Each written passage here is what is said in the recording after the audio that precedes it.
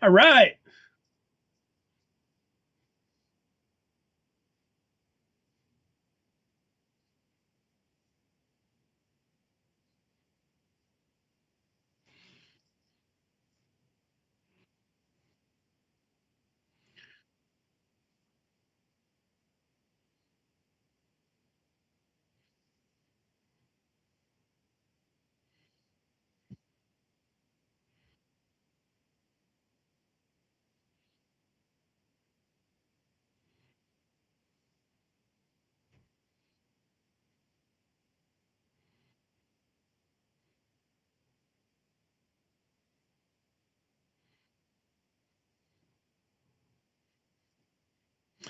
Yeah, the breaking news here is Sidney Lowe, the assistant, and Dwane Casey are starting at the 2 and 3 guard spot tomorrow there for Detroit. So that should give Pistons fans a little bit of confidence that that they're not going to win the game.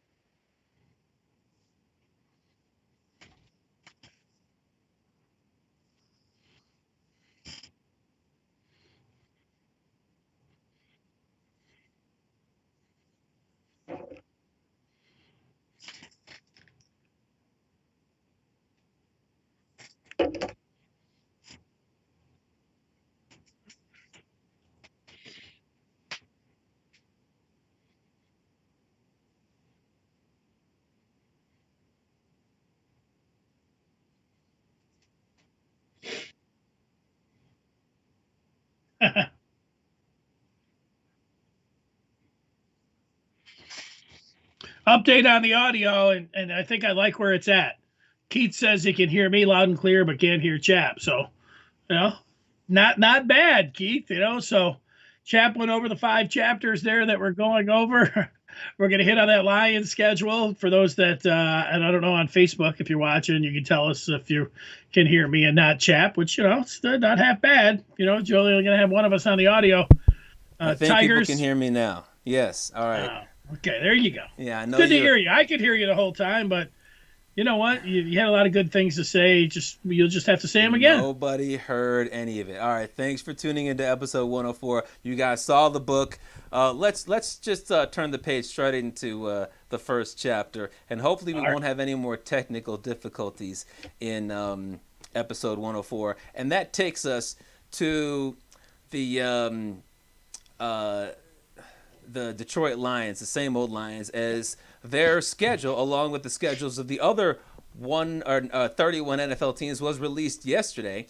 And we're going to go through it game by game to give you our prediction on their 2021 season. We'll also go through the highlights of the schedule as well, the Thanksgiving Day game, the lone prime time game that they have, at least as of right now. Who knows? They could rattle off 9 of their first 11 games and then give themselves some extra flex games down the stretch. But we're going to go through it game by game real quickly, and we'll tell you what we think the Lions' final record will be in 2021, a 17-game season. We'd also like you guys to participate by putting in your predictions via Facebook Live or via YouTube as we go game by game. Dennis, are you ready? Yeah, I'm as ready as I can be. I'm ready. All right, Dennis. First game, home against the San Francisco 49ers. Yeah, that's a loss. I think Jimmy Garoppolo will be the starter there, but the 49ers, I think everybody's going to pick them to be a bounce back team. Now they're playing a really tough division there when you're thinking about the Rams and the Seahawks and the Cardinals. Unfortunately, that's where the Lions they have drawn many of those teams, so it's going to be a tough year for them. But no, I don't think the Lions are going to win the opener. Yeah, no disagreement from me. Less than 2 years ago, they were in the Super Bowl. We both have the Lions starting out 0-1. Week 2 at Green Bay, Monday Night Football.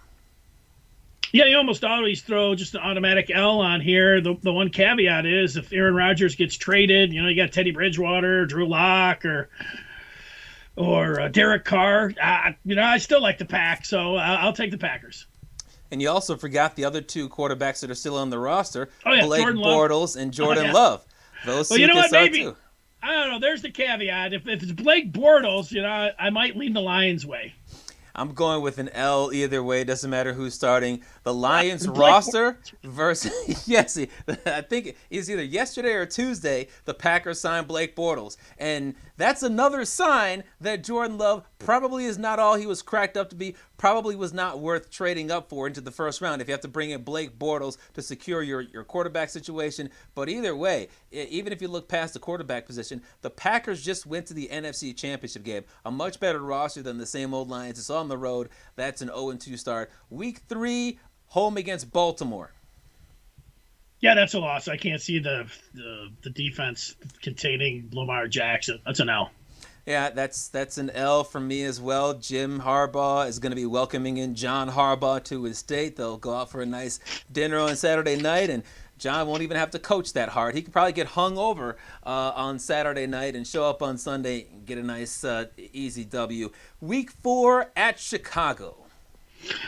Yeah, I think at this point, if Justin Fields already isn't in there, he will be, and I would put this one on the road. If it was at home, I would tend to give the Lions the benefit of the doubt here. Being on the road, I think they're going to split these NFC North games, but on the road, this is an L. I've got this as an L as well. Doesn't matter to me if Dalton is the quarterback or Fields is the quarterback. Dalton is a capable quarterback. He's been a starter for most of his career, and having a capable quarterback on a team that just went to the playoffs last year on the road, easy L. That was in that Nickelodeon game against the New Orleans Saints, if you remember. Yeah, getting slimed. In week 5, another game against a divisional foe at Minnesota. Dennis, win or loss? Another one. Sorry, it's an L for those listening on the pod. I've got this as their first W of the season. This is going to be an upset. I don't think that the Vikings are the inferior team. I just think that the Lions are going to find a way to pull off an upset. They got to win some games, and they're going to be the underdog in just about every game this year. So why not give them a road victory against a Minnesota team that didn't make the playoffs last year? Yeah, I think 0-5 is going to be more than whispers about, the Lions get going for it all and, putting up an 0-17. A little spoiler, I don't think that's going to happen. But, 0-5 is not going to be – I wonder if there's going to be the enthusiasm up to everybody's kneecaps that they had right after the draft. But, you got to hang in there. You realize, go 0-5, might be time to – start rooting against the Lions. Yeah, so far I'm the slappy because I have them at 1-4. We all knew that. Week 6, home against Cincinnati. Yeah, this is where this feels like they could be a dub here for the Lions. The Bengals, they're improving, they're ascending, but this is a chance here for Detroit to get their first win of the year. I'm going to pick them to get the W. This is a chance for them to get their first home win of the season, but I think this is an L. I like the combination of Jamar Chase and Joe Burrow. I think that they're going to be able to light up that Lions secondary. And it might not be a pretty game. It might be a very close game. But I like the Cincinnati Bengals to come on the road against a Detroit Lions team that probably is puffing their chests out after getting that Week 5 victory, come home and get another loss. Week 7 at the Rams, Detroit Lions going to Matthew Stafford's neighborhood. Well, this is the one I really want him to get, because you think about draft position both ways. You would like the Rams to lose all their other games and then have the Lions lose this one. But if you want it for a perfect season, you want the Lions to knock down the Rams a little bit and hope they don't make the playoffs, and then the Lions lose out. But I'm having a hard time. I don't think anybody's going to pick the Lions to beat the Rams. So it's an L. Yeah, I'm with you 100%. And this is in terms of draft positioning, it's really a wash because if the Lions lose, then that secures their shot to be in the top 3. And if they win the game, then they might drop from the top 3 to the top 5. But then the Rams pick they get will be a little bit better. Week 8, home against the Philadelphia Eagles. Yeah, this is a tough one with Jalen Hurts in there, but I'm gonna give the Lions a victory here, 2 in a row, man. After dropping the first 5, they come back, win-win. Well, it wouldn't be 2 in a row because you have them losing to the Rams. Oh yeah, 2 out of 3. Yeah, I've got them with a win here as well. the Philadelphia Eagles are not the same team that we saw a few years ago making the Super Bowl. I've had some conversations with some of my friends who are Eagles fans. They are very distraught about the way this franchise has turned.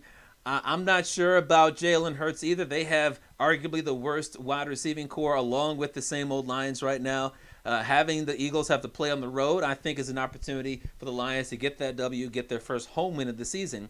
Week 9, bye. I don't think the Lions win or lose. We both say this is going to be their third most successful week of the season. Yeah, normally I have them down for a loss during the bye week, but, this being a season that they're turning over a new leaf, it feels like a dub. Mm-hmm. Who knows? Maybe they'll have a PED suspension, or somebody will commit some crimes during that week. We're not going to root for that, but that would make it an L. No, remember, we want what Troy Weaver did. Troy Weaver, came up with this perfect the perfect tank. You had players that look good, young players that look good for the future. That really, felt good about the draft and the players that they acquired, and yet they tanked. So, hopefully the Lions can take a page out of the Pistons playbook. All right, week 10 at the Pittsburgh Steelers. Now, let's keep in mind the Pittsburgh Steelers tanked down the stretch last year, and they've got a big old quarterback. They do, and one that I took to win the MVP at plus 10,000 a couple of weeks ago. And think about it, they did. What did they start 10-0 last year? 11-0. 11-0. Mm-hmm. Started 11-0, and according to Pro Football Focus, the team that has the toughest schedule in the NFL, it is the Pittsburgh Steelers. The second hardest schedule is the Lions here. So I don't know. The Steelers I think they're looking at this one. This is a break. This is a dub. They're ready to eat this one. I'll take Steel City here. Mike Tomlin, Big Ben Roethlisberger still in there. All those wideouts. Najee Harris, the running back. Let's go. I don't see the Lions stopping it. I'll take. I like to say black and yellow, although real Steeler fans say it's not black and yellow. Black and gold. Yeah, look, this is pretty easy for me as well. It's a W. I'm not taking the Pittsburgh Steelers, who won 11 or 12, whatever it was, games last year, won their division, to come back the very next year and lose at home to the same old Lions, even if the Lions are coming off of a bye. In week 11, they play another NFC North team on the road. This time, it's the Cleveland Browns. Yeah, this is for the F. Fitzgerald trophy that they played for in the preseason. I don't know if they relay that into the exhibition season, but you know how we're going to be able to bet this upcoming year. If I could bet this and get the line right now on Lions-Browns, you know how you can do the advanced odds and everything else. Yeah. I'll take the Browns minus 20 right now here today. Whoa. This is not the same old Browns. I love the Browns in this game. No way the Lions win this one. Yeah, I would agree with that 100%. And there have been some talks, at least with regards to members of the media, about the Browns just going all in on the Super Bowl this year by trading Baker Mayfield for Aaron Rodgers. If that were to happen, then it's lights out, not just for that game, but for the Browns potentially getting to the Super Bowl. Week 12. It's the first opportunity for Brad Holmes, Dan Campbell, and company to play in the Thanksgiving Day game. Home game, obviously, against the Chicago Bears again. Dennis, you said they were going to split, so is this a W for the Lions here? You know what? I hate the Thanksgiving Day game because what happens to me, I get really vulnerable. I get a little nostalgic, around family and friends, drinking a little bit early. It's probably a bad idea. And then I find myself rooting for the Lions and picking the Lions. And then, they ruin my Thanksgiving. And I say, why did I do this? I should always learn. This is so stupid. So stupid. Pick them. Chase Daniel carving them up like a Thanksgiving turkey. I remember I felt so good about the Lions beating the Vikings like 5 years ago, and that was the kiss of death, man. I'm sitting around with the family, and I got my wife's side of the family over, and I'm trying to keep it straight laced and everything else. But by halftime, man, I had the strings had come on. I was a mess, man. You were like, wow, man, you really get into it was bad news. I'm not getting involved personally in that game, but here today, here I am again. It happens. It's Groundhog's Day. W on Thanksgiving. Whoa. Dennis predicting another Thanksgiving miracle. I gotta get heartburn already. Look, I'm not getting tricked. The Bears are a Super Bowl, or not a Super Bowl, but a playoff team last year. They're going to be better this year. They could be a 10-win team, and if they lose 7 games, neither one is going to be against the same old Lions, Thanksgiving or otherwise. That's an L. I've got them right now at 2-9. You have them as a slappy at 3-8, thanks to Thanksgiving. Next week is, hold on, let me look at this schedule. The Lions play the Vikings after they play the Bears twice this year, because it's week 4 Bears, week 5 Vikings, and then week 12 Bears, week 13 Vikings. So very interesting thing that I just picked up right there. But week 13 home against the Vikings, is this a dub or an L? W. This time 2 in a row now. How about that? Whoa. Go. Yeah, Dan Campbell. I've got the Lions getting another L here to drop to 0-5 in the division. I think by this time of the season, whatever early season issue the Minnesota Vikings might have, because they have had those from time to time, they'll be rolling as they hit late November or December. I've got the Minnesota Vikings eating a W here. Lions at 2-10. You've got them at 4-8 at this point. Week 14 at Denver.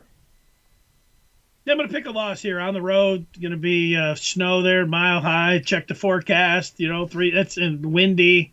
That doesn't seem like Jared Goff type weather or Lion weather. I know they got their big beefy offensive line and everything, but because of the road factor, mile high, I don't see the Lions anytime they have to travel that far west. Anything Denver, and it's just it's going to be a mess for them. It's hard to pick a W here for the Lions. Maybe they bring back Matt Patricia to have him coach some snow practices like they were doing a couple years ago. The players hated that, but I've got this as a loss as well. I think that the Denver Broncos' weapons are going to be too much, and the altitude, the weather, all those things are going to play against the same old Lions. And the Lions are a bad team. They're not a deep team. By early December, they should have a bunch of injuries, and they'll have to go through their thin roster. It's going to be ugly. So, yeah, I've got this as a loss. Home against the Arizona Cardinals, the annual game against the Cardinals, because they always play the Cardinals. Yeah, they're not very entertaining games if you think about how they go down. What about the tie 2 years ago? Yeah, that wasn't very entertaining, to tell you the truth. Blowing the 18-point lead. I don't know, Rosen. These are some terrible games. I like the Cardinals. Again, this is the one thing about the NFC West, man. These are some tough teams in here. I don't think the Lions are going to beat any of those teams. I think these other teams, they're looking at the Lions as kind of a little bye here, a little mini bye.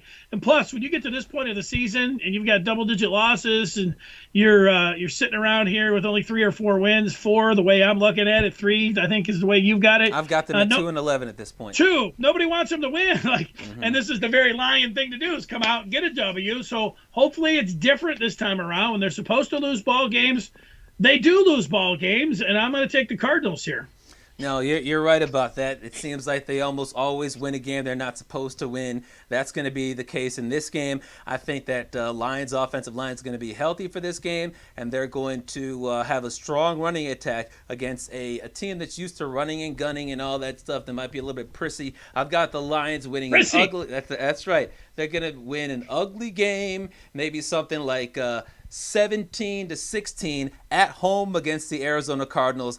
That's going to be a 3-11 start to their season. It'll make a lot of Lions fans angry as they go from perhaps a projected number 1 pick to maybe a number 3 or 4 pick. Week 16 at Atlanta. Well, the one thing, Chap, we only have 2 more games to go, and one of your I don't know if it's your biggest feather in your cap in your radio career, but it is a feather in your cap when you went out there and picked the Lions to actually tie a game in the preseason, and everybody was like, what is with this guy picking a tie and everything? Then he went out and had a tie. Correct. It was pretty awesome. So everybody's waiting. I just looked down at the chat, and somebody's like, when's Chapman going to pick his tie? Maybe it's here. I don't know. But you know what? That Falcons offense, if it really, when you start thinking about the 2 Alabama receivers, the big Florida Gator tight end that maybe the Lions were going to trade up and get, no, I don't see this as being a victory. I think this is an L. Yeah, not much to say there. This is an L. I've got them now at 3-12. You've got them at 4-11. Week 17 at Seattle. That's a loss. Same here. And then home against Green Bay in Week 18, the first Week 18 game ever.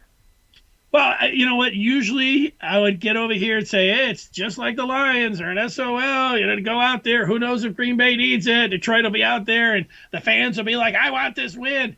No, this is to prove that you're not the same old Lions. You go out there and lose this game, and hopefully you're in the top 3 spots in the NFL draft, and you go out there and play like it. Campbell, go out there and be like Dwane Casey. Maybe Dan Campbell suits up at tight end. This is a loss, no matter what. Yeah, I've got this as a loss. Doesn't matter who the quarterback is. I don't care that it's a home game. This is going to be a loss. So that puts me at 3-14. You're more of a slappy drinking the Kool-Aid over there at 4-13. Both of us, if you look at the Vegas over/under of 5, are picking the under. Dennis, what are some of the comments we're getting on the feedback about this about the Lions' schedule being released? Beth wants to know what determines the schedule. You want to explain that to her? Well, there's a couple of factors. First of all, you have to play all of your divisional foes twice, once at home and once on the road, so that makes for 6 games. And then you play one division in the AFC, one division in the NFC, one time each, so that's 8 more games. So 6 plus 8 is 14. And then previously it was you had to play out of the other 2 divisions that are not on your schedule. So for this year, it would be the NFC North and the NFC South and the NFC East. You play the corresponding team as far as ranking. So the Lions were dead last in the NFC North. So they're already playing the NFC West. Now they have to play the dead last team in the NFC East, which is the Eagles, and the dead last team in the NFC South, which is the Falcons. And then for the 17th game this year, who did they put in for that one? Was it an extra AFC team or an extra NFC team? I'm trying to look through the schedule. I don't know, but I'll give you a side note while you think about that. Back in the day, it was even more lopsided and more tied to your record from the previous years. Back in the Wayne Fonts and Barry Sanders years, people that are old enough will remember that the Lions would have a bad year and they would draw a favorable schedule. Then they would bounce back and have a good year. And then guess what? They would play a tougher schedule and then it would be bad. It was up and down and up and down. It was, and people would say, oh, they got the easy schedule. And people still say it, because it still is a little bit tied, but it's not as weighted as it used to be. Yeah, it only affects 2 games. But the last game that they added was the Denver Broncos game on the road. So Denver didn't have a good year last year. I think they might have been dead last in the AFC West, so that's how they decide the schedule. All right, here's some of the feedback on YouTube. Keith says, actually, Mark says, plug in your guys' microphones and turn up the volume, the smiley face. That was directed towards you. Keith says that he knows sign language, so he was picking up on my sign language that I was laying down. Keith, if I ever get the updated software where all of us in here, maybe we can bring you for a segment or 2. You could do the sign language, like, that person off to the right of Big Gretch, during her news conferences and stuff. I think that would be pretty cool. Yeah, we could bring in some of the deaf audience. Yeah, for sure. Chap, we can only hear Chap. I can only hear Dennis. So it was a split on that. Keith says he always agrees with me anyways. He says, how about this one from Keith? I listen to a lot of radio when I'm not working, and you guys are by far my favorite show. Wow. Thank you, Keith. Yeah. You don't want to hear my Lions prediction. He has the smiling emoji there. But then he goes on to make the prediction. I'll go with 4 to 7 games, probably 5 when Goff gets hurt. Jelinek with a prediction of 5-12. It really feels like a Twilight Zone, when you're used to like 4-12 and now 5-12, it just sounds weird. It take just a little seems time. Dumb for the NFL to have an odd number of games on the schedule. They've always had an even number. MLB, NHL, NBA, they have an even number of games. But because they wanted to get a little bit more money, we're having a 17th game so everybody can get hurt, and it's just stupid. Here's Paul saying 4-11-2. So Karsh has to drink out of a boot, shoot the boot, LOL. If there's 2 ties. Yeah. Karsh says he's going to shoot the boot on 2 ties. I'll root for that too. It's not. It's bad enough to begin with. It's thinking about drinking out of a dirty shoe. But if you know Doug, who's real like I don't know what the OCD or germaphobe or anything else. Like if he knew anybody had wore his headphones or had slipped out his shoes, anything like that, it would completely gross him out. So him drinking out of a boot is like 10 times worse than all. Like it is pretty nasty. Think like. You told me to go drink a beer out of one of my shoes right now. I mean, it would be pretty nasty, but times it by 10. So I am hoping for 2 ties there. I would like to see Doug do that. Jelinek wants people to lay off his man, Jared Goff. We're going a mile high and win. I think that there's a chance that Jared Goff could be good this year. I've said that all along. I think it makes sense to see what he can do, and in a new environment, in an environment where he's not going to be bullied by his head coach, where he's going to be welcomed by everybody on the roster, I think that he could play well. It's just, is he going to have any receivers that are going to help him look good? No. You know what? He had the 2 mediocre seasons. It's a surprise because normally when you, Chap, see a guy have a bad season or 2 bad seasons, you're completely off on him. The guy sucks and everything else. But now you think that he can come back here. And I think it's a possibility. I'm not guaranteeing it. No. And 3 or 4 years ago, there is the point. Like, even though, like, I see the 2 mediocre seasons and you give up on a quarterback like the Rams did, it's telling to me. He can't throw the ball down the field. I worry about his arm strength. But, is there a chance that the guy can play like he did 3 and 4 years ago? Yeah, and this is what they're going to find out, if he's going to be able to do it. And so there is a chance for that. I predict that he's not going to, because this season I want the team to, like, even if he played well, do I think they could win 8 or 9 games? No. That'd be a good talent. No talent. Good question for next week. What is the ceiling here for the Lions? Like if Jared Goff reclaimed his, 2019 form. Well, something to think about. All right. He says the Lions will lose by 20 or 2 times against the Steelers. I'm not sure what he was going at there. And they only play him once, he's saying. Yeah, they'll lose twice to the Steelers, and they only play him once. Leave it to the Lions to have 2 ties. 3 would be awesome, but it would hurt draft position. Yeah, 3 wins. Yeah. Paul says the Rams will get how many wins, guys, for that Lions lottery pick. Keith, Goff is worse than Stafford. Why don't you understand why both teams agreed to the trade and the Rams included 2 draft picks? Granted, the Lions took on the big salary, but it's only for 2 years, and they were going to suck anyways. 17 games adds 1 more week for fantasy. Keith, there you go. I like that point there, so my fantasy league, usually the playoffs start after week 13, so it's 14, 15, 16, and now we'll be able to bump that week in of regular season. Yep. I like it. It's a good thought there. All right, so there we are when it comes down to that Lions schedule. All right, let's turn the page to the second chapter. Well, it gets us to the Tigers. We were Tigers free on Tuesday, but here we are. Tigers are on a roll. They've won 4 in a row. Tigers, that's not the big news about them, though. Theo Epstein, former GM of the Cubs and the Red Sox, was on a podcast, a Bill Simmons podcast recently, where he said he wanted to take one more kick at the can at being a general manager, which all of a sudden was like, bring him in. Lion fans, how realistic is this in the Lions' pursuit of the big fish of Theo Epstein? And Tigers fans, too. What did I say? Lions fans. All right. Okay.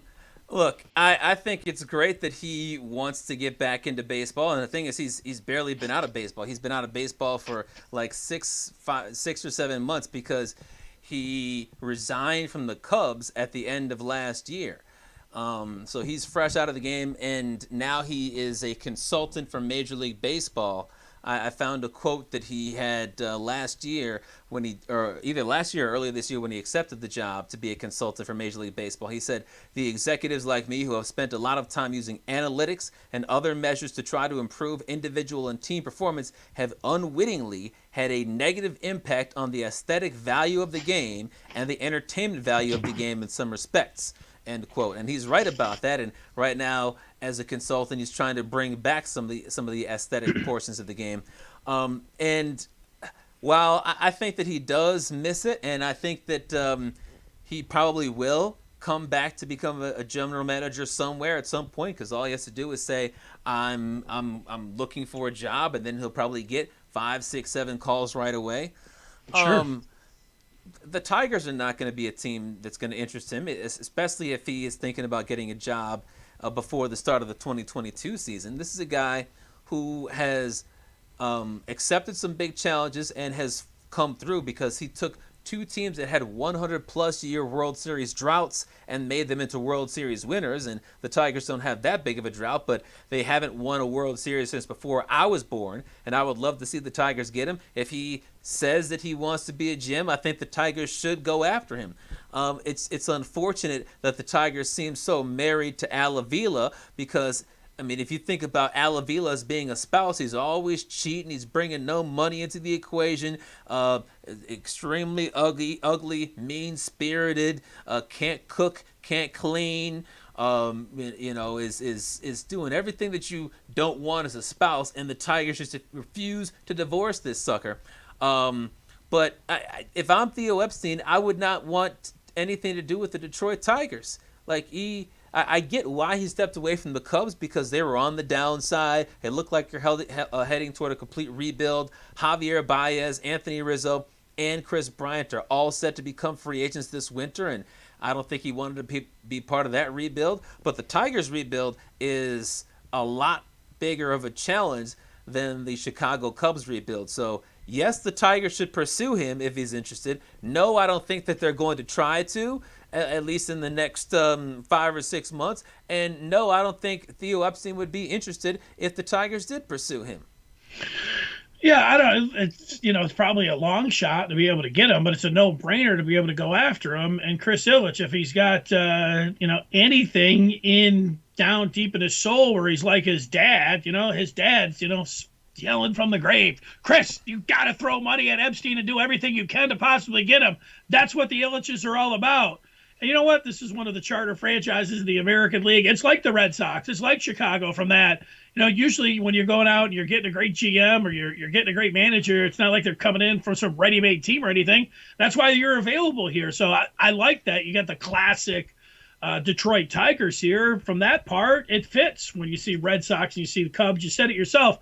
The one thing that works against him is just don't know how tight-pursed, those strings are going to be with Chris Ilitch. But this is his chance to show the city of Detroit that, he's not just some miser who's only worried about stacking up cash, and that he's more like his old man who's here to try to win a World Series and chase that thing by going after Theo Epstein. The one part, and I didn't see that or hear it, is that you told me that the Pope, John Paul Morosi, said he thought that for sure Avila was going to be here for the rest of the year and into next year, which is very discouraging from Morosi. Yeah, he was interviewed, I think it was on Tuesday or Wednesday, and Morosi said, do you want to say it's a 5-year plan? Well, if it's 5 years, then the middle of next year you're supposed to be good, and I'm not candidly seeing that happen. If you're looking for signs, you're a Tiger fan looking for a sign next year, you can start thinking about the playoffs. I don't believe we've seen that yet, but he's looking at the middle of next year as the quote-unquote 5-year mark when perhaps the Tigers might start to really evaluate Al Avila. And if that's true, I don't know if that is what Chris Ilitch is thinking, but if that's true, then he's going to give him the entire rest of this year to sit in the bottom of the AL Central. Maybe the Kansas City Royals, having gotten swept by the Tigers, will compete with the Tigers for the bottom of the AL Central. But if the Tigers are the second worst team in baseball or the second worst team in the AL Central and they lose 103 games and the Royals lose 109 games, that's not progress because you still lost over 100 games. The Tigers should be looking to get rid of Al Avila. They're not. And if they want to get a replacement, I think Theo Epstein would be at the top of the list. But I'm not going to sit here and say Theo Epstein or bust. If they get themselves an executive from the Dodgers organization, from the Rays organization, some other great organization, then I'd be perfectly fine with that. I think their next GM is most likely to be a scouting director or assistant GM from another successful organization. That's fine, but you know what? And those might be solid, and they might end up working out ultimately. But if you want to go and hit a grand slam and show the city of Detroit, because Chris Ilitch has showed nothing to the city of Detroit, and we understood like there was going to be a rebuilding process. But we look at this thing, we saw Franklin Perez, just let go for nothing. It's like it just keeps happening right here. Avila's doing nothing that you look at and you say, okay, I really believe in this. Nothing to get rid of him and hand Theo Epstein with a chance to get him.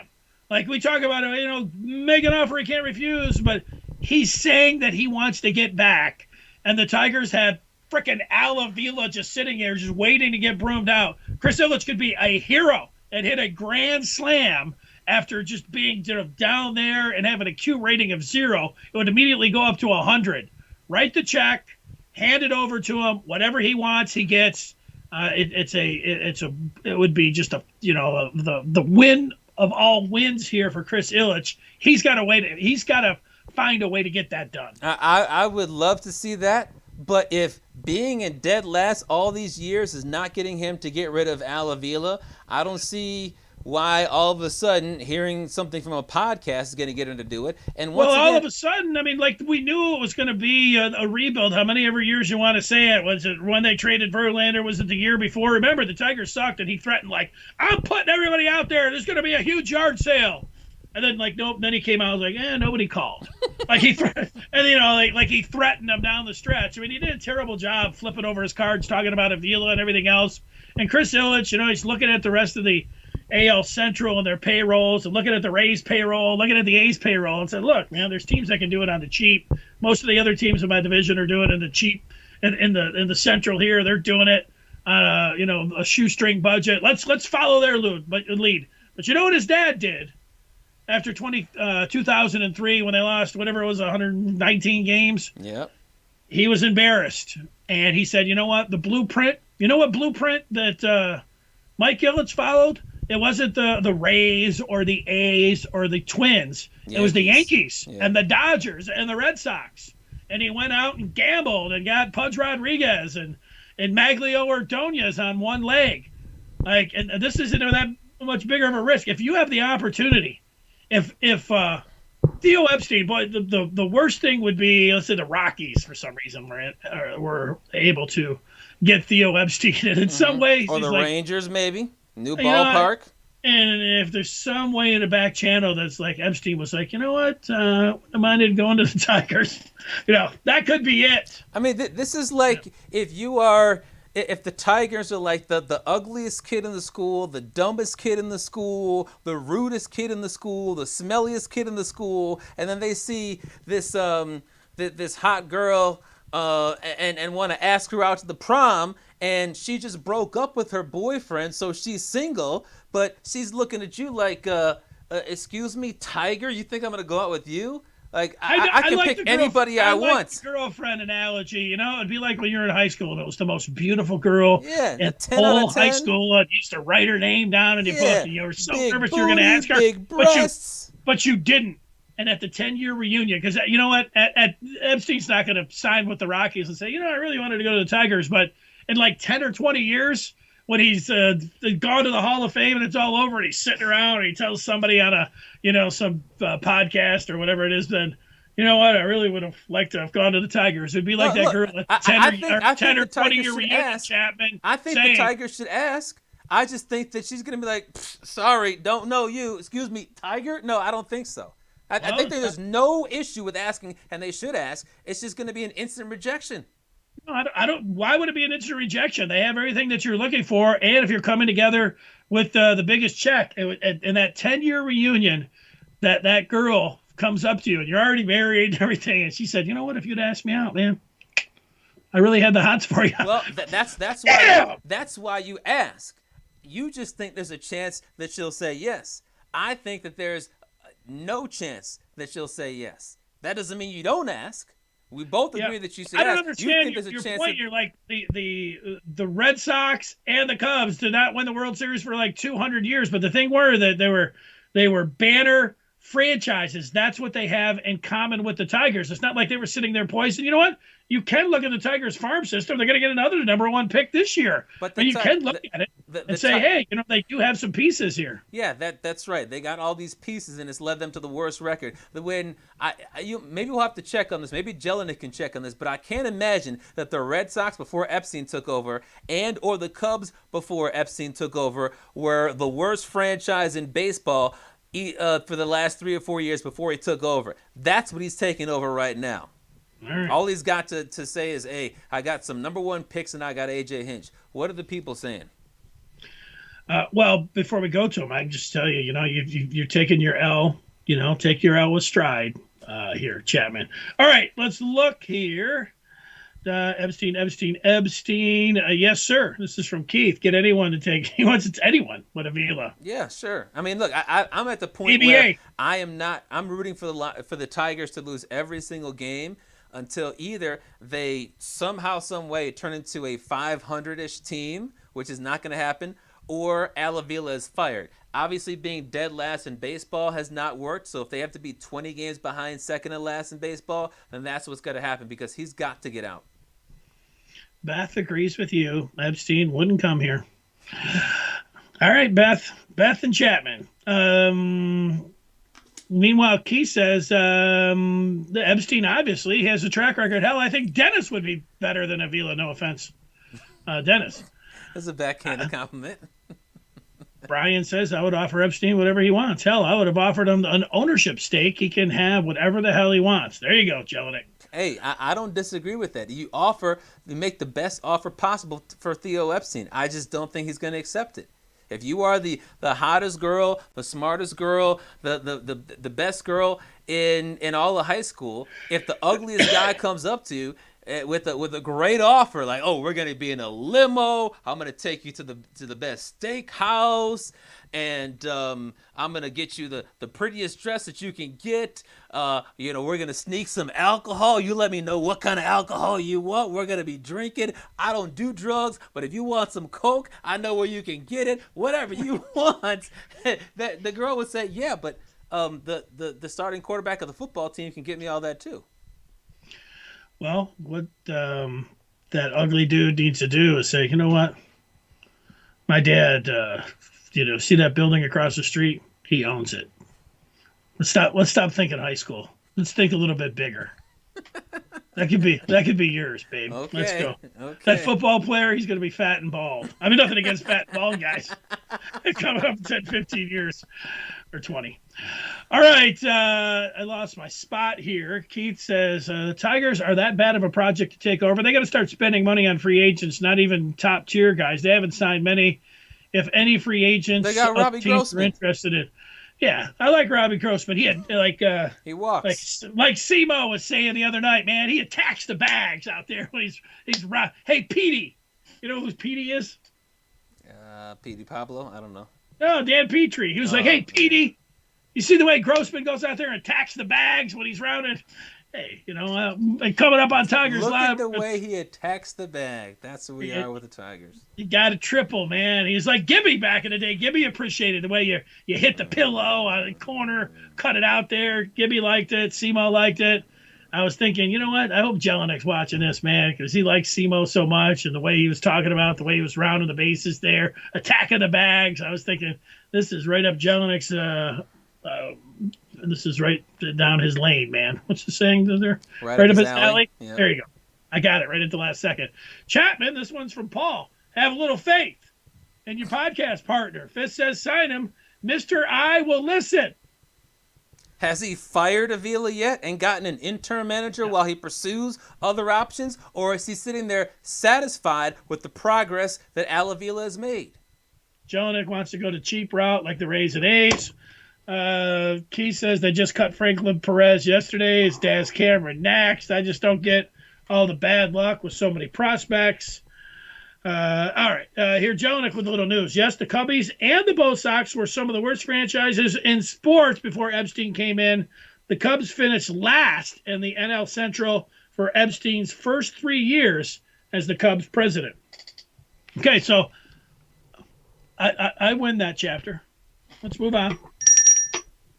Fake news. But let's turn the page to the third chapter, and that takes us to the Pistons as we continue to talk about bad teams.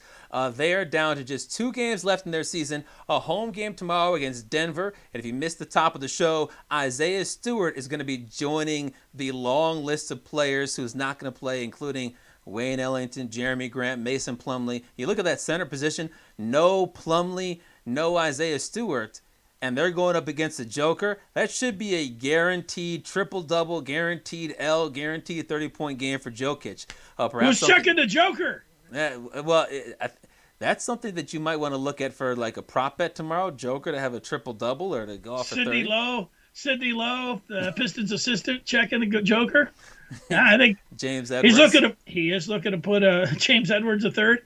He is looking to put an exclamation point on this MVP. I think a 50. I think see what kind of odds I can get on it. 20-12. Woo! But yeah, Pistons 2 games left. Denver tomorrow, Sunday against Miami. Both are home games. Before the final 2 games of the season, head coach Dwane Casey got job security and financial security because he had 2 years left on his deal after Sunday, and now he's got 1 more, so he's under contract for 3 more seasons after Sunday. What did you think, Dennis, about the Pistons giving him that contract extension? I liked it. I like Dwane Casey. I like the way he runs things. I like he's got a matter-of-fact way about him. And I know that when you got a bad team and we don't know how he's going to be when really need him at a tight spot. But what he has done here and the professionalism that he has shown, he definitely deserves this. I like him. I like the way he runs things, and I endorse giving him the contract extension. Yeah, I was okay with the move. I mean, it's not like there was a real urgency to give him an extension with 2 years left. It's not like he was about to become a dead duck or a lame duck. I don't think he's a great coach, despite winning that Coach of the Year several years ago. I don't think he's a top 5 coach or a top 10 coach, but he's okay. And this year he's been okay. I don't like the fact that the Raptors were so soft in that series against the Cavs a couple years ago. It wasn't a good look when the Raptors won the title of the year after Casey left, even though he didn't get the chance to coach Kawhi Leonard. Getting smoked in 4 regular season games against the Bucks and then getting smoked in 4 playoff games against the Bucks was terrible when he got to Detroit. And if you're a very good coach, you go at least 1 out of 7. You at least have some competitive games, but not 1. That was a bad look.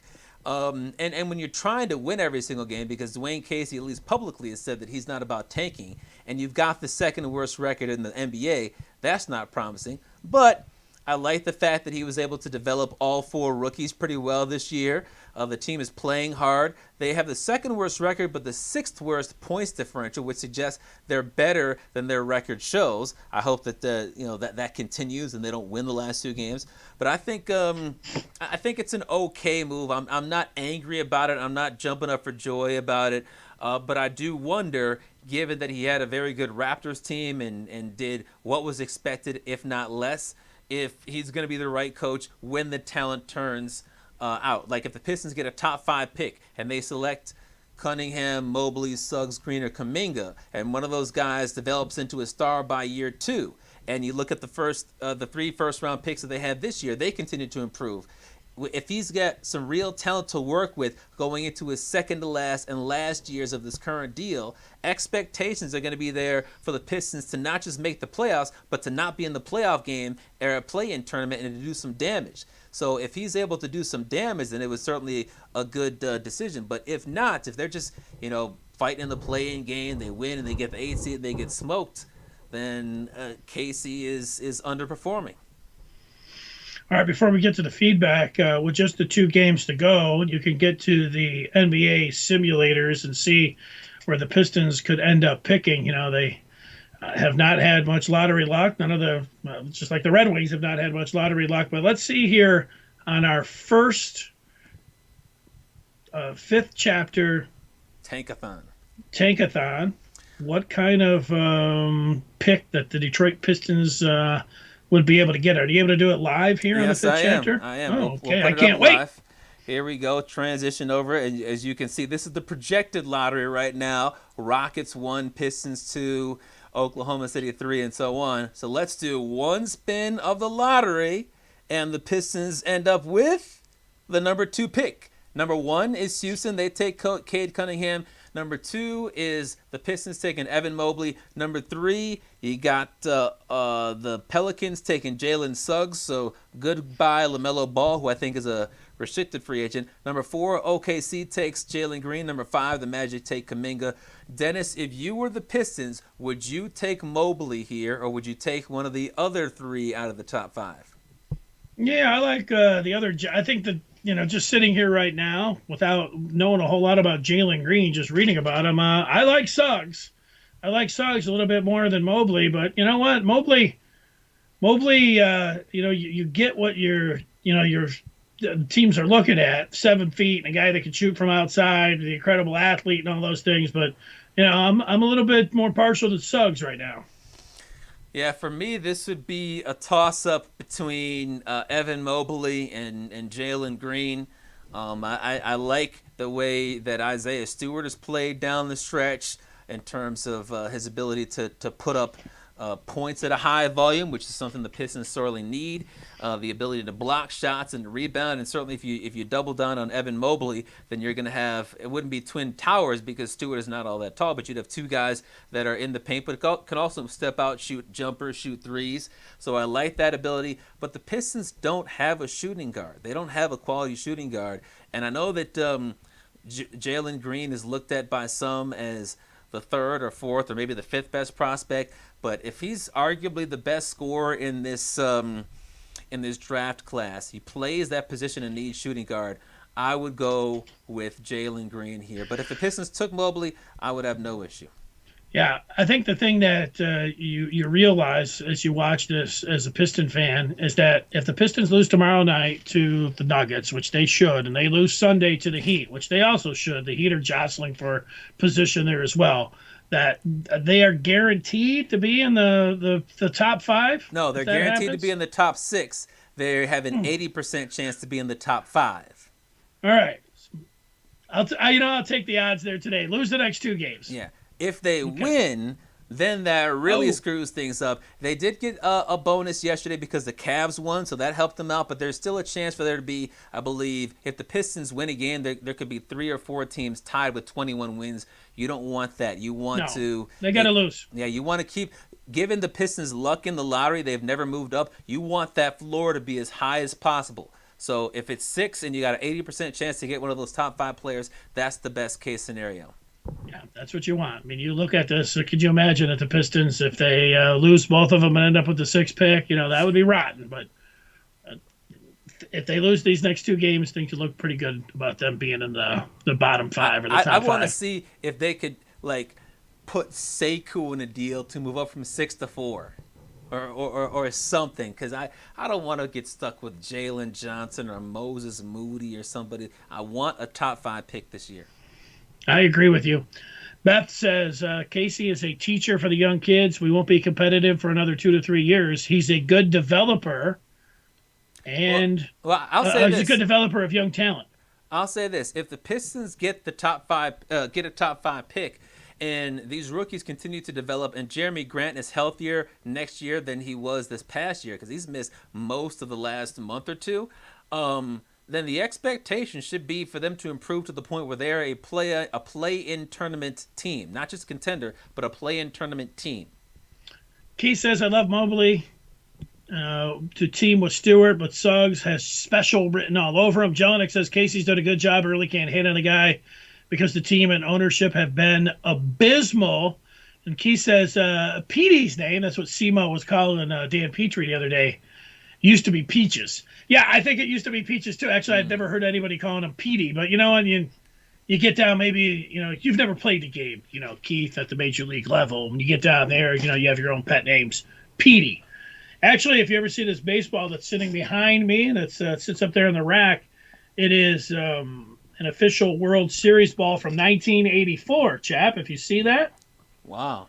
Yeah, I couldn't see it in real life because I wasn't born in time, but I can see it. No, and if you look at the autograph on there, I don't know if you can make that out or not. Can you see who that is? Dan Petrie. It is Dan Petrie. So there it goes, just with his name coming up there. 84 World Series champs. Just think these guys, with an opportunity. We're not gonna have one of these this year, but if Epstein comes in, maybe. And maybe that could be the next prize that Dennis gives away. Well, you know what? A dear friend of mine just gave me this, but yeah, you're right. Maybe it could be. Maybe. All right, let's turn the page to the fourth chapter. All right, that gets us to some news this week. This is a story that's not new. I think we saw news of this like 9 months ago with a doctor at Michigan for nearly 4 decades who was sexually abusing athletes. U of M hired a law firm, and they did their own independent investigation and looked into the abuse of this Dr. Robert Anderson. And they came back with their findings just a couple of days ago, and it wasn't good for Michigan. They found that many employees allegedly knew about Dr. Anderson and what he was doing. And this included the late athletic director, Don Canham, and the late athletic director and coach, Bo Schembechler. So you hear this, a lot of people, wondering, we've seen just here in the Big Ten, just here recently up at Michigan State, Ohio State had an issue. Of course, Penn State, Chapman, we know with Joe Paterno, they took down a statue there in Happy Valley. What do you think happens here in Ann Arbor with the legacy of Schembechler and others?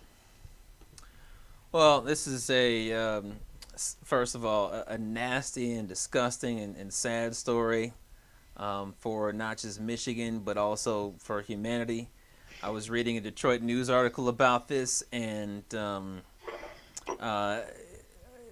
of the things that stood out to me was a quote that said, "Rumors about his," meaning Dr. Robert Anderson's, inappropriate behavior in exam rooms with athletes and gay students began circulating almost immediately after he arrived on campus, according to the report issued by the Wilmer Hale law firm.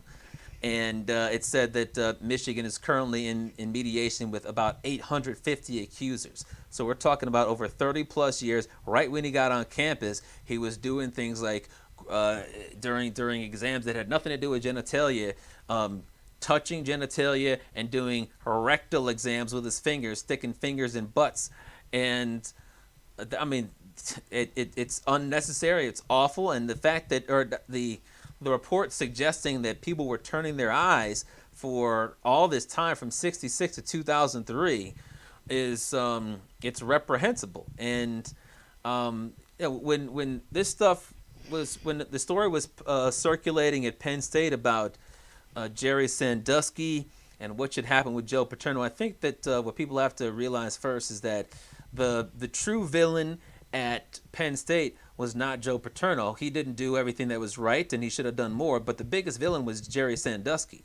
And while everyone was focused on Joe Paterno because he was the bigger name, I was focused on Sandusky and saying he needs to go to prison, and that's where he is. Obviously, you look at Dr. Robert Anderson, he's dead, so he's not going to be going to prison or anything like that. When it came to Joe Paterno, I said, hey, if they want to take down the statue, that's not that big of a deal. It's not that important if they have his statue up or not. A lot of Penn State fans didn't agree with that. A lot of them would say, no, keep the statue up. He won all these games, and he was trying to do the right thing. And I feel the same way about Bo Schembechler, because Bo Schembechler was named in the report. It did say in that Detroit News article that one student athlete told police he asked Mr. Schembechler soon after the exam, what's up with the finger in the butt treatment by Dr. Anderson. According to the report, Schembechler, the report says, told the player to toughen up to a strange doctor sticking a finger in your butt. That is not something that any coach should say. I understand that this is a different time. I understand that there was no Me Too movement between 1966 and 2003, but stuff like that can't be allowed to slide. And if they take down a statue, if they rename the hall, I would be fine with that, especially if they have enough corroborating evidence to prove that Schembechler just turned his head the other way and shrugged his shoulders, as opposed to doing what everybody would have hoped he would have done, and that was to use his power and influence to get that guy who was named Handy Andy and Dr. Henderson out of there. Yeah, there's a lot of bad parts of this. One of the worst parts is, and you mentioned it right out of the gate. There is that there were people that were in position to stop this almost immediately, and certainly not let it go on for decades. And so that's the worst part when you had people that knew about this and let it continue to go on when their job is to protect the athletes. That part's terrible. There's more than one person that corroborates what that they told Bo and that he knew about it. And for that part, I was reading an excerpt today about Bo and his lasting lessons in his book, and the part, and I'll paraphrase it, was that what people that are in these positions, they have to know everything that's going on, in their business. And he was talking about Enron. He wasn't giving anybody a break, and it was really damning himself when you read that. And when it comes down to canceling things out, I've seen like over the summer, like when if there was somebody, a black friend of mine that said, "Look, I want to take the Confederate statues down. I don't care if it's part of history or not. I don't want to look at it." I understood that part. I think people have a point on the other side too when they say, "Hey, it's part of history. You can't erase history. What good does it do to just pull down these statues?" I get that part too. I always it's different, but it's racism when it came down to the Tigers when they put a statue of Ty Cobb up. We talked a lot about this. People were saying, "Hey, you want to take the statue of Cobb down because he's a known racist." And I thought, what? I understand where they're coming from there. Certainly understand where a Tiger fan this is one of the greatest players. I mean, we know his history. That's not going to change anything. I always thought you go out to those statues and you got plenty of room on that granite statue to put a plaque up. You could have a law firm look into everything they knew about Ty Cobb, and you could put it on there. Cobb was this. This is what Cobb said about Babe Ruth. This is how Cobb treated, black players at the time. This is what he had to say about them. Also, Ernie Harwell, late in his life, talked about that Ty Cobb evolved, and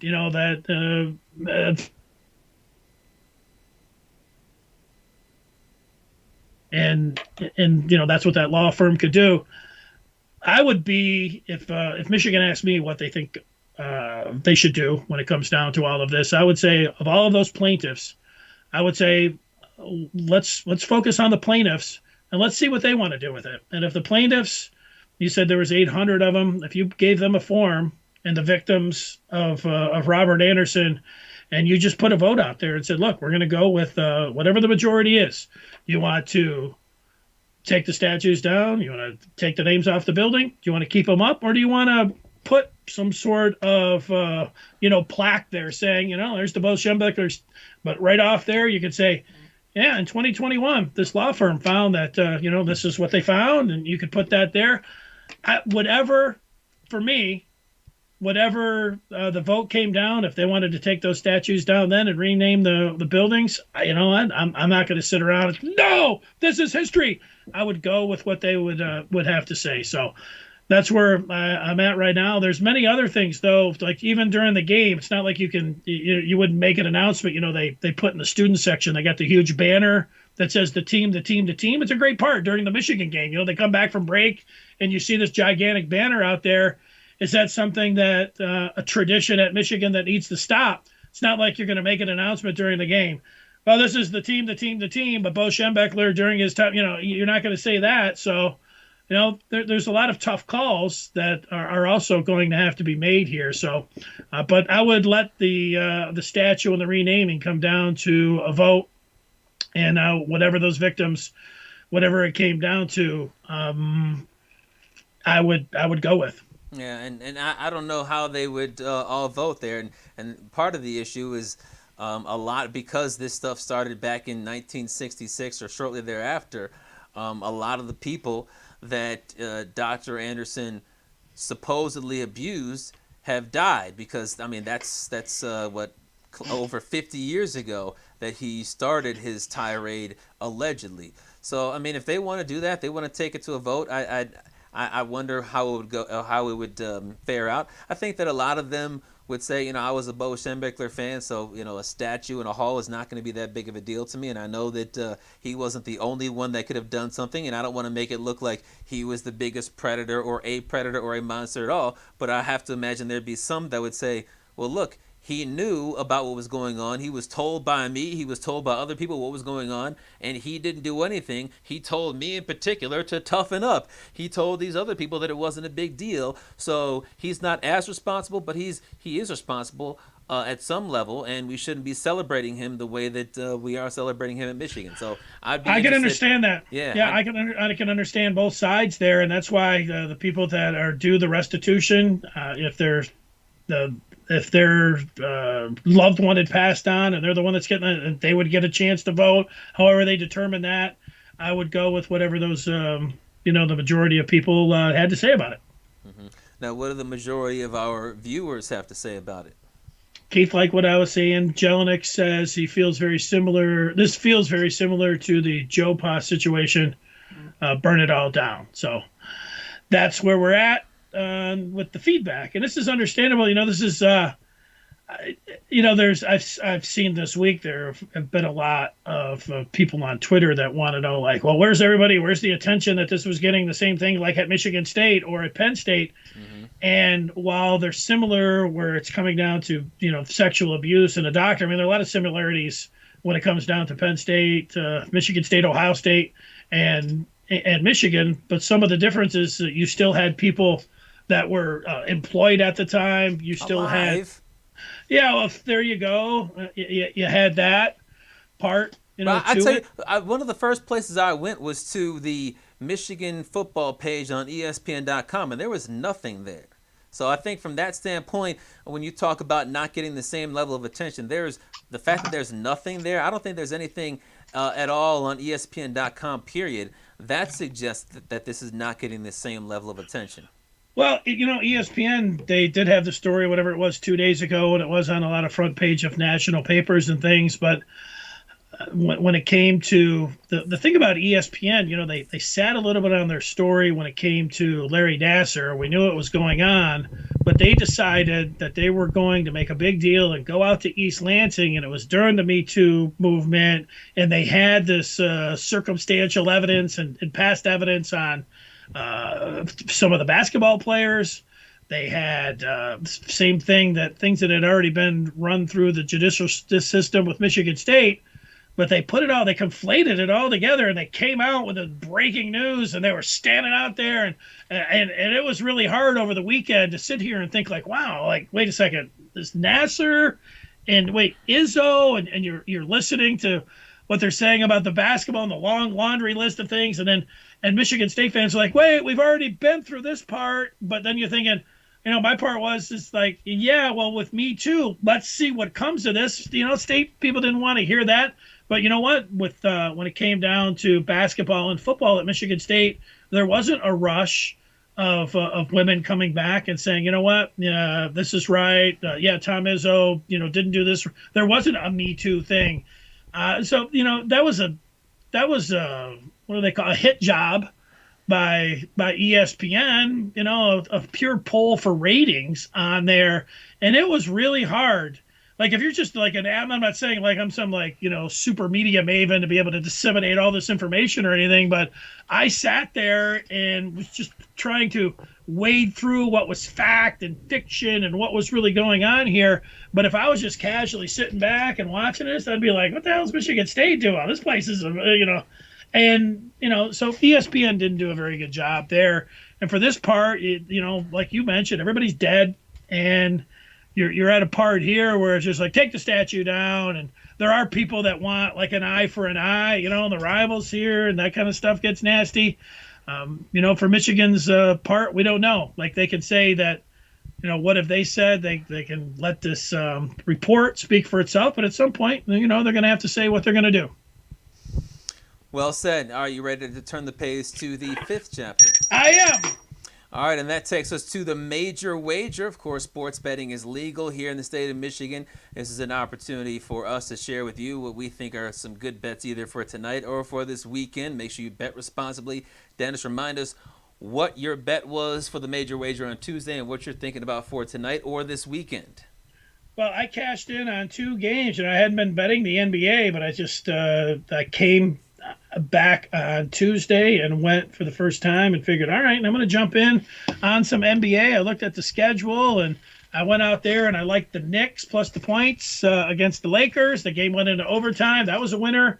And then I liked the Warriors at home. They were getting points as well against the Suns. That was a winner. So I went 2 for 2. I feel pretty good. I'm going to the Preakness. Wow.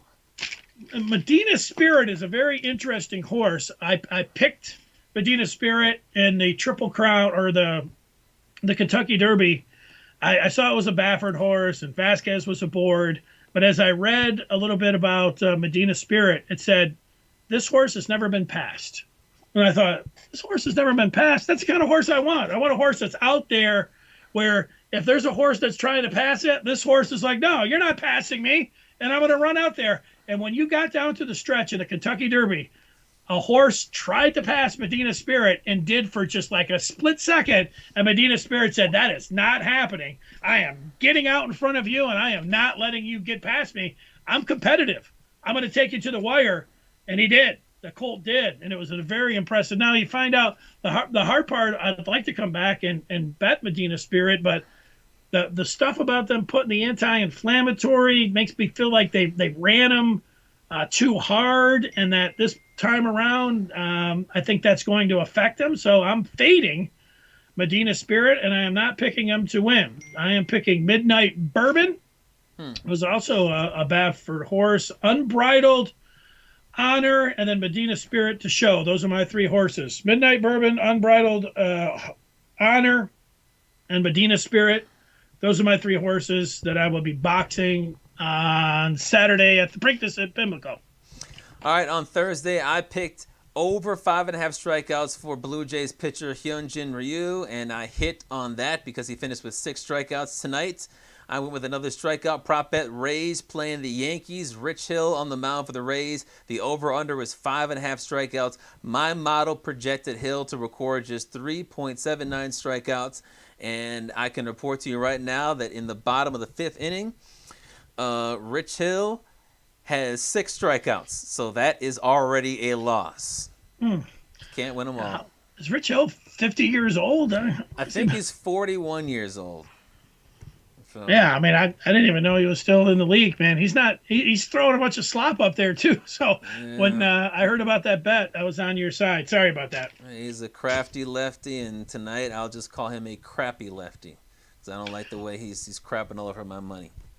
No, we picked the Lions just to win 3 or 4 games. But what if Jared Goff shows signs of his old self and has this bounce back season? What would be the ceiling? If everything goes well for the Lions, coming up on Tuesday, we'll talk about that. All right, I want to thank Brian Jelinek, who was a little bit under the weather. You wouldn't have known that because he was on fire in the chat, but that's why you didn't see him. He was a little bit under the weather, so we hope he gets better. And for Brian Chapman, I'm Dennis Fithy, and thanks for watching. We will talk with you on Tuesday here on the 5th chapter.